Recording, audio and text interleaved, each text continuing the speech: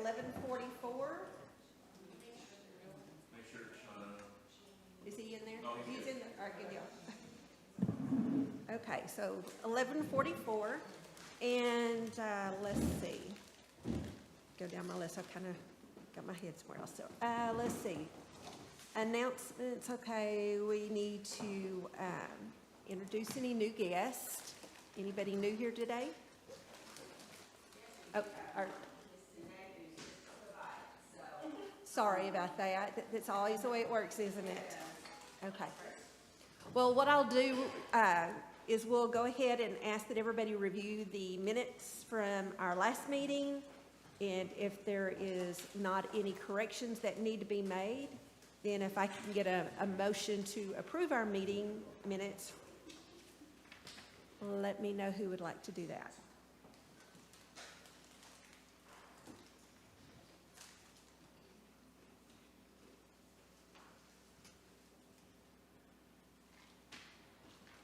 I'll motion. Okay. Can you state your name for okay. Do I have a second? You want to state your name so she can put it in record? Okay. All right. And any opposed? All in favor? Aye. Okay, and it is so approved. Yes, introduce herself. I'm Danae Hicks. I'm with Texas Agricultural Extension Service in Ellis County. We do lots of education within the community, and I reached out to join the SHAC. I'm going to talk to y'all later about extension and how we can work together to get these kiddos some extra stuff. Awesome. Welcome. So happy to have you here with us today and looking forward to your presentation. So on some of our SHAC updates, I will do a quick update on Reach Council. At the last meeting, I'd mentioned that we had the prom pop-up event for Ellis County coming up. And so we actually, in the 2-day period that we had it on February 27th and 28th, we served 190 students in Ellis County with free prom attire. They also had the education component. We had them do evaluations afterward, and I was so impressed with how many of the kids really enjoyed the positive alternative activities that we had for them, and they listed things that they, their takeaway for the event. And I was really impressed with, some of the answers that we got on there. So we were real pleased and look forward to doing that again next year. Just keep in mind, if you have gently used prom attire, we definitely need suits. We had a lot more young men that came and participated this year, and so our smaller size suits we are in dire need of. Or if you have a contact somewhere that you can connect us to, that would be so appreciated. The other thing I wanted to mention is this Saturday is the prescription drug take back, so we're partnering with the Waxahachie Police Department at the Coleman Junior High parking lot. We'll be there from 10 to 2, accepting any expired or unused medications so they can be safely disposed of. And I believe that's all that I have. And since Ginger's not here at the moment, then I'm going to ask Chris to give us an update on security.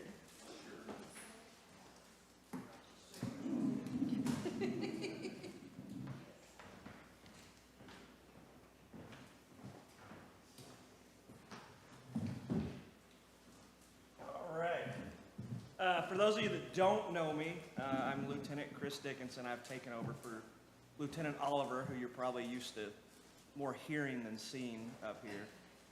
He's gone back to the PD, so now you got to deal with me. As far as updates, I don't really have anything earth-shattering. The vaping is still an issue. The high school has installed vape detectors in the bathrooms. They're installed but not functional yet. They're still, I think there's some kind of bug, but that'll be a neat deal. It'll detect the smoke, sets off an alarm camera, and that should not stop the vaping, but drive them out of the bathrooms vaping. They'll find somewhere else to do it, right? We're talking about kids. Of course, the fentanyl is still a big thing. We've talked about that last time here. Other than that, I don't have anything further. Well, speaking of the fentanyl, I did also want to mention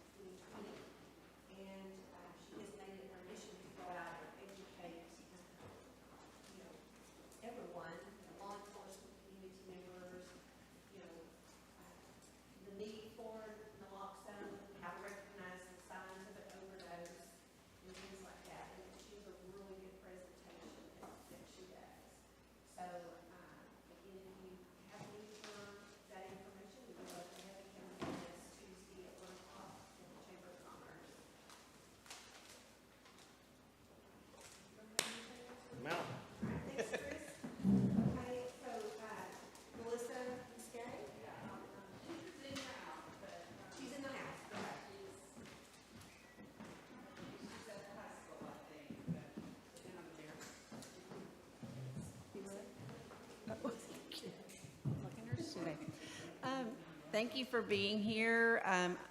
Our attendance is way down today. I think the off day that we're meeting maybe through some people and other meetings going on, there's a little bit of conflict.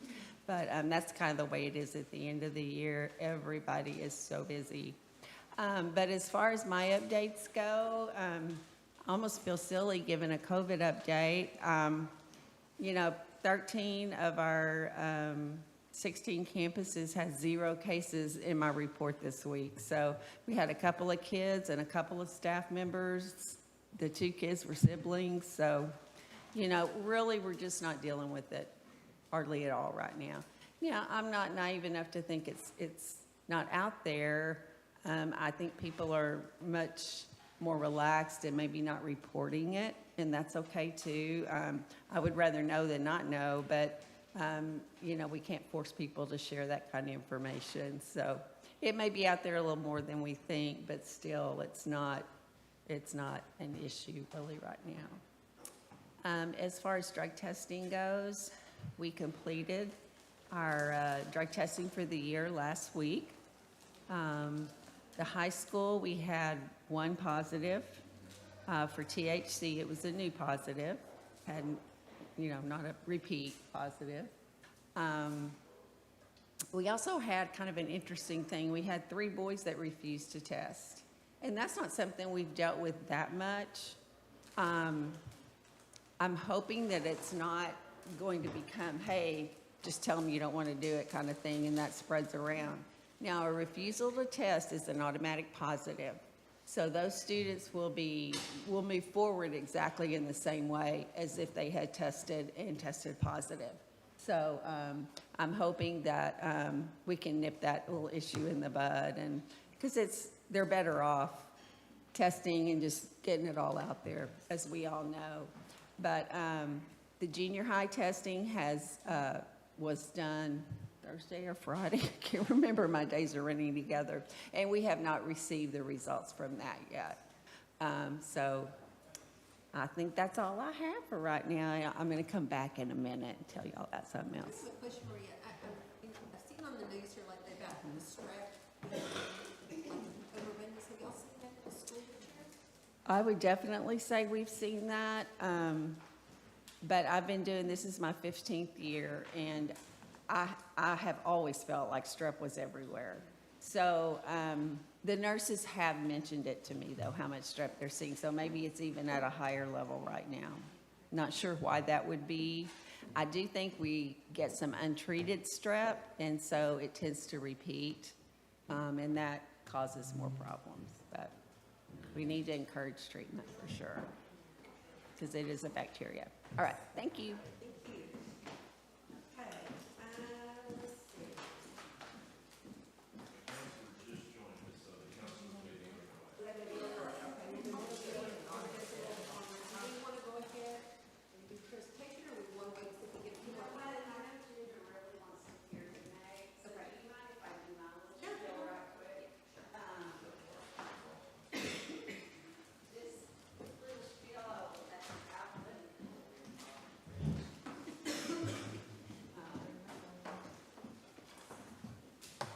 Ryan Calden, who's now sitting down with his lunch, sent me an email the other day about an idea he had or saw or found or whatever about a employee wellness challenge.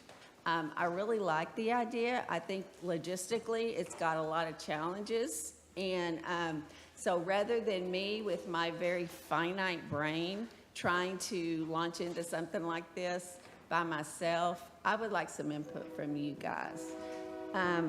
What I would like to do is form a committee. If you see this employee wellness challenge, you'll see kind of the details of what we're talking about. And if it's something you think you might be interested in helping me with, I'm going to have a committee sign-up sheet at the end of the meeting that you can sign up. So, of course, my coaches and my PE people and my trainers and anybody like that who I'm sure has nothing better to do than be on one of my committees, I would love to have. But anybody who has a brain for which I don't because I can't even describe it, but for logistically how you implement things and make them happen in a complicated setting. Because, you know, we're talking about multiple campuses, multiple people, you know, just making it happen is going to be a bit of a challenge. So anyway, I would love to have everybody and anybody. All right? I see bowling on the list. Brian called and challenged me to bowling. It's a hustle. Don't fall for it. Something on there. I'm sure Ryan's going to want to be on my committee because he doesn't have a lot to do. Right, Ryan? I will sign up for your. All right, thank you. If y'all have any questions about that before I scurry back to my seat. All right, I see y'all are just excited about it, so I'm just going to wait for your name on my list.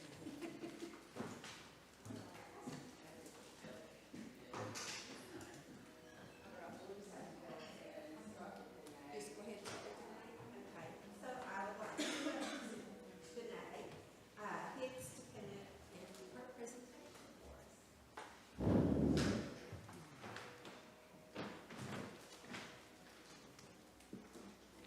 All right, so I'm normally pretty loud. If y'all can't hear me, I'll be surprised. But if for some reason you don't hear anything or you need clarification after, I'll be more than happy to talk with y'all. I am Danae Hicks. I'm from the Ellis County, Texas Agri-Life Extension Office. So we're basically like a little baby of Texas A&M. We give out science-based research information to community members, all the way from youth, all the way to older and aging individuals who just are dealing with most of the time lately. But I'm here just to talk with y'all about what partnership we can kind of create to give these kids some more information, get them some different exposures to things, stuff like that. Oop, wrong way, that way. So, I'm not gonna make y'all read that. It's on the little sheet that I gave y'all. That's like A&M's official definition of what we are. Really, all we are is just a support for y'all. To give y'all extra curriculum, to give y'all extra help. I'm going to talk about the 4 main areas. Actually, I think I slipped the fifth one in there this morning, maybe. That I'm passionate about. I'm a former educator. I switched to extension because I had a child in the educator life. I just could not manage between the like regular curriculum because my school did not give me good curriculum and doing all the tests and everything. So that's when I ended up in extension. Our first one is our passenger safety program. And that's really like an all-encompassing term for it.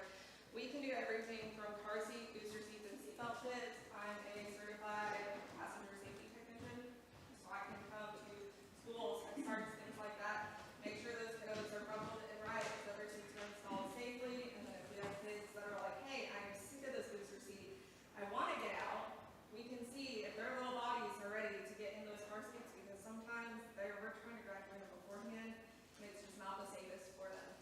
We also have high school driver education programs.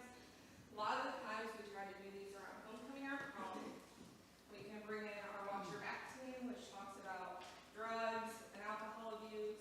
We can bring in our rollover demonstrator from TechStot. We can do lots and lots with that. And then our last one is our parent information night. Anytime we have a high school driver education program, or even if we're going to do car seat safety checks, things like that, it's always nice to offer it to the parents to be like, this is why we're doing it. So we're not just showing it on you that there's science that says 46% of car seats that are installed incorrectly. And it may be something little, but anytime they're installed incorrectly, there's a greater chance that if you get into a wreck, it's not going to turn out well. So that's our passenger safety program. This is a very, very brief overview for y'all. I could like do a multiple day presentation on these. I will not subject you to that. Our next one is It's Your Money. This is a teach-aligned financial literacy program. A lot of times we will do right before spring break because kids get a little wild and it's kind of nice just to get them on another track and get them to do that. So this is a place where they get to use their phones, or they can use their iPads, or they can use their Chromebooks, or whatever y'all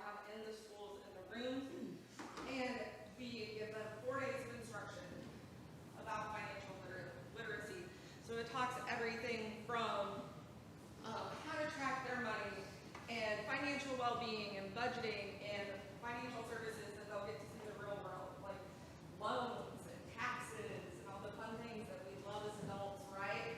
We get to go teach them about that for the first 4 days.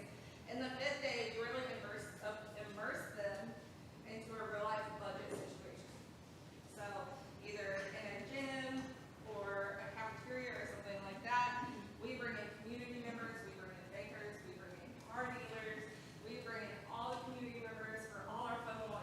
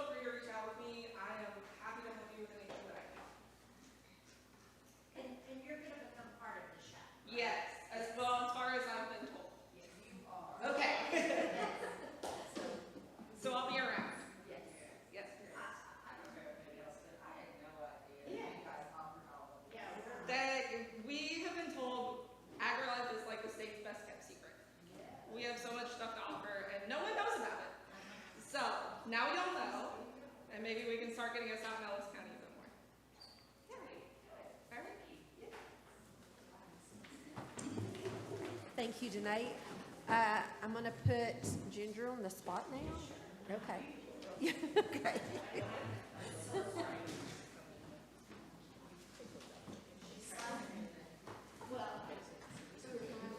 I know, I'm so sorry. I'm sorry since we got moved to a Wednesday, our counselors' meetings are on Wednesdays also. So I'm just gonna kind of give a brief update we're winding down, obviously, the end of the school year. Just an update on our mental health services.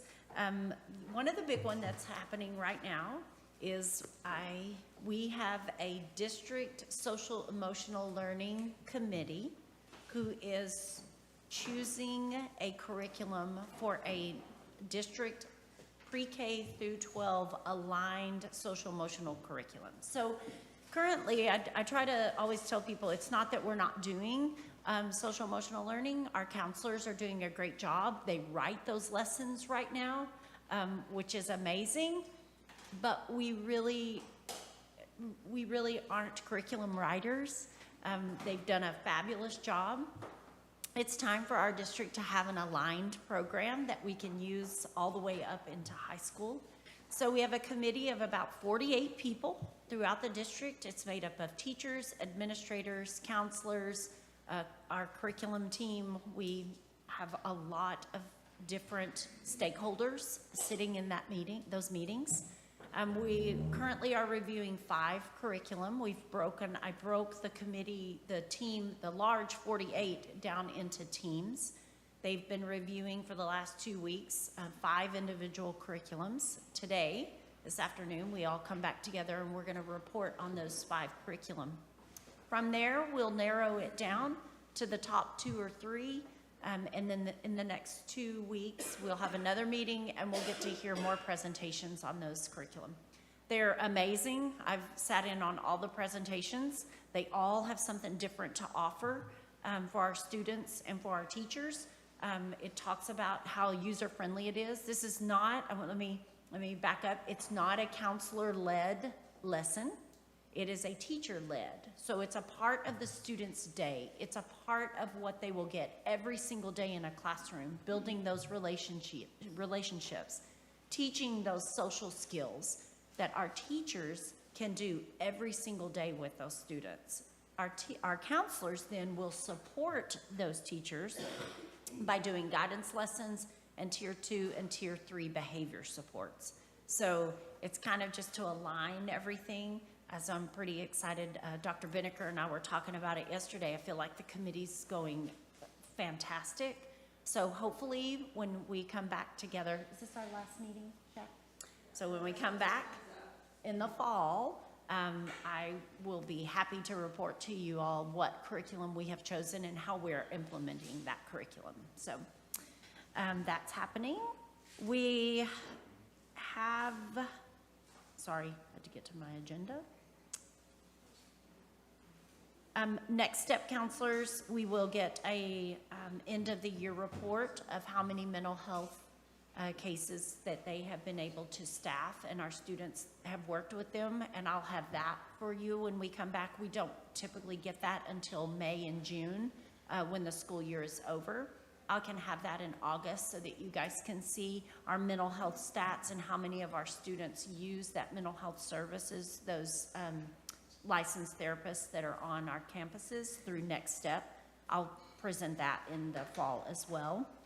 And then Mind Above Matter is starting in August. You guys have heard a presentation from Mind Above Matter so that we can have outpatient and inpatient facility, a place to house that here within the district. So that starts in August. It is going to the board, presented to the board in May. We have the MOU, and I'll be able to share that with the board in May. That's it. Any questions? I wrap up mental health for the year, maybe?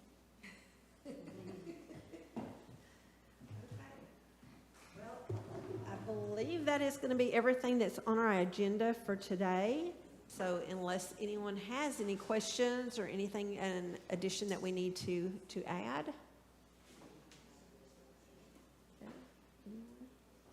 We good? I just wanted to say this will be our last meeting for this school year, unless something unusual comes up and we need to meet again in May, and you would be notified of that. So I think we're going to be good for this year. I'm going to put my sign-up sheet on the table up there, so sign up. Okay. So it does show on here, if a tentative date is needed, it would be May 18th, just as a notation. And then Alyssa will send notifications out to anybody if we needed to come, correct? Okay. Absolutely. All right, well, I believe that is going to be all for today. Thank you so much for being here. And if I can get a motion to adjourn at 12:15? Okay. All right, good deal. Okay, I'm sure that it's all in favor. Say aye. Aye. Okay. Thank you very much.